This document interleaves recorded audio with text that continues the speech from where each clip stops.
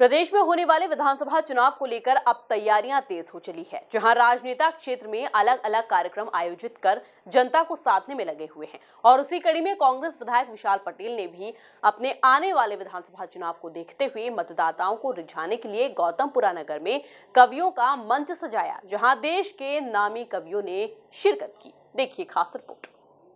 देपालपुर विधानसभा के गौतमपुरा नगर में कांग्रेस विधायक विशाल पटेल द्वारा कवि सम्मेलन का मंच सजाया गया, जहां देश की ख्याति कवियों ने मंच से देर रात तक काव्य पाठ किया, जिसमें कवियों ने राजनीति के साथ सामाजिक मुद्दों पर जमकर व्यंग सुनाए। जहां कवि अशोक चारण ने वीर रस की कविता सुनाकर लोगों के रोंगटे खड़े कर दिए, जिसमें तिरस्कार अंकित है अपने वीर जवानों का, जिसमें एक बवंडर उठता है बेतुके बयानों का। हिम्मत है तो तुम भी पढ़ लो, सारी खबरें लाया हूँ। हिम्मत है तो पहुंच जाए अखबार, तो सूचित कीजिएगा मुझे कि हिम्मत है तो तुम भी पढ़ लो, सारी खबरें लाया हूँ। हिम्मत है तो तुम भी पढ़ लो, सारी खबरें लाया हूँ।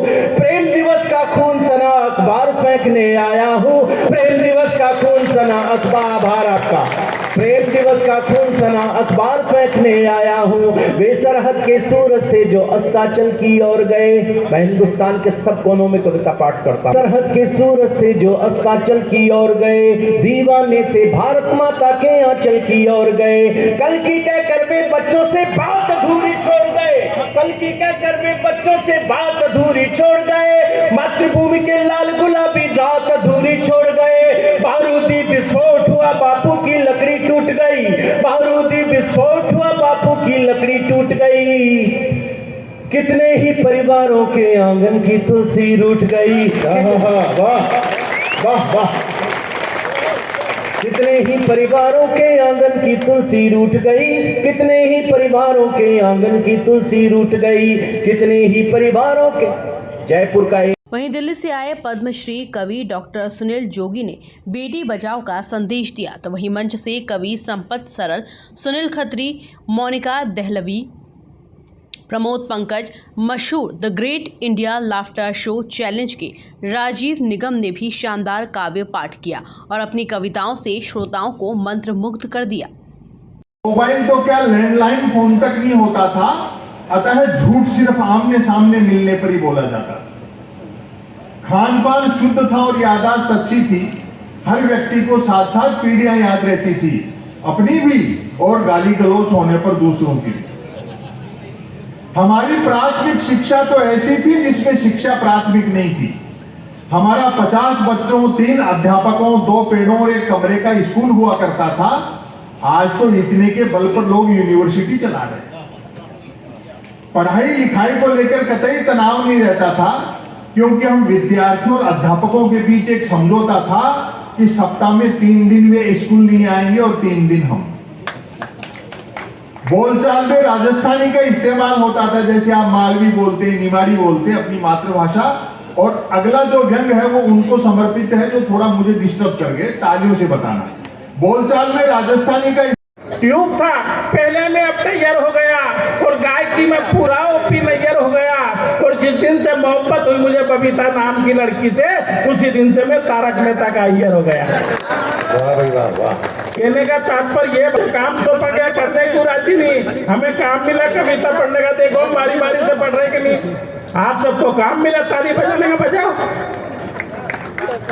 इस दौरान विधायक पटेल ने क्षेत्र की जनता के अनुरोध पर कवि सम्मेलन करने की बात कहकर क्षेत्रवासियों के मतदाताओं को साधने की कोशिश की, जहां विधायकों ने अपना दम दिखाकर विरोधी पार्टी को संदेश दिया। कवि सम्मेलन लंबे समय से सबकी डिमांड थी और सबका मानना था कि कवि सम्मेलन होना चाहिए। बड़े कवि योग संयोग से मेरी जब बातें हुई और यहाँ सबकी डिमांड थी, उस हिसाब से सभी कवि आए और कवियों ने जिस प्रकार से समा बांधा, जो वास्तविक उनके मन में था, जो इस हिंदुस्तान के अंदर, इस मध्य प्रदेश के अंदर जो चीज़ें चल रही है, वो सब चीज़ें उन्होंने आम जनता के बीच में रखी, श्रोताओं के बीच में रखी और सभी ने मन लगाकर ये सब यहाँ सुना भी है।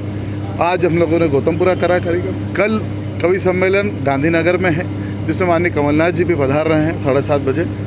और मैं धन्यवाद देता हूँ संपूर्ण गौतमपुरा के हमारे कांग्रेस परिवार के लोग, जिन्होंने यह आयोजन सफल बनाया। सरकार के कवि नहीं होते, कवि को जो महसूस होता है, दिखता है, जो लोग बताते हैं, वो उसको कभी शब्दों में डालता है। कभी किसी पार्टी का सदस्य नहीं होता, सामान्य तौर पे मैं भी नहीं हूँ, लेकिन कुछ लोग ऐसे हैं जो दिल जीत लेते हैं, कुछ लोग ऐसे हैं जो अच्छा काम करते हैं, कुछ लोग ऐसे होते हैं राजनीति में जिनकी जनता प्रशंसा करती है, और वो हर दल में है। ऐसा नहीं है कि एक दल में अच्छे लोग हैं बाकी दल में ख़राब हैं, और दलों में भी अच्छे लोग हैं। हम उनके यहाँ भी जाते हैं तो उनकी भी तारीफ़ करते हैं, प्रशंसा करते हैं, क्योंकि वो उसके हकदार हैं। तो यहाँ आकर मुझे लगा कि विधायक जी जिस सहजता से बैठे हैं, जिस तरह से जनता का उनसे जुड़ाव है, और जिस तरह से उनकी एक पारिवारिक परंपरा है, और जिस तरह से वो मेहमान नवाजी की अब उनके क्षेत्र में है, तो मैं तो उनको दुआएँ देता हूँ, उनके लिए प्रशंसा करता हूँ। क्योंकि आप दिल्ली से चलकर मध्य प्रदेश में चुनाव हैं, लेकिन बहुत सारे लोगों की नाराज़गी सुनने को मिली। जब बहरहाल देपालपुर में विशाल पटेल द्वारा आयोजित इस कवि सम्मेलन के बाद अब देखना होगा कि विधानसभा चुनाव में क्षेत्र की जनता किसको अपना मत देकर राजधानी भोपाल भेजती है। Bureau report, MP news, Depalpur.